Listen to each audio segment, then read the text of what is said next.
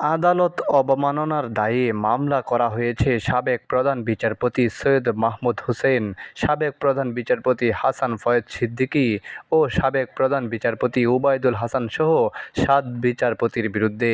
বুধবার সুপ্রিম কোর্টের আইনজীবী ইউনুস আলী আকন্দ হাইকোর্টের সংশ্লিষ্ট শাখায় এ মামলা দায়ের করেন।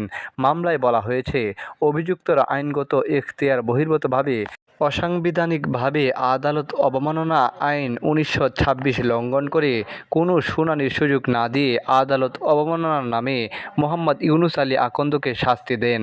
প্রথমে ২০২০ সালের ২৭ সেপ্টেম্বর শুনানির সুযোগ না দিয়ে সুপ্রিম কোর্টের প্র্যাকটিস সাসপেন্ড সহ আদালত অবমাননার রুল জারি করেন। তারপর ২০২০ সালের ১২ সেপ্টেম্বর ৩ মাস প্র্যাকটিস সাসপেন্ড সহ জরিমানা করা হয়।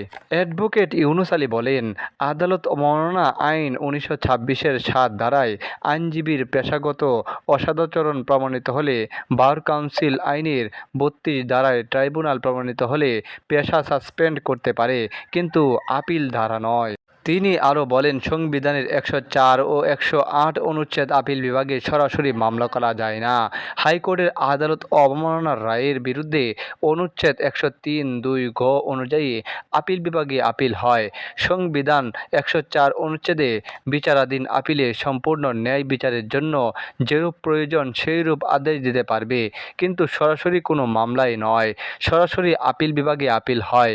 উক্ত বিচারপতিগণ ক্ষমতা বহির্ভূতভাবে শপথ ভঙ্গ করে আমাকে শুনানির সুযোগ না দিয়ে অন্তর্বর্তী আদেশ দিয়ে প্র্যাকটিস ডিবার্ট করে, যা সংবিধান ১১ অনুচ্ছেদে মানবাধিকার লঙ্ঘন।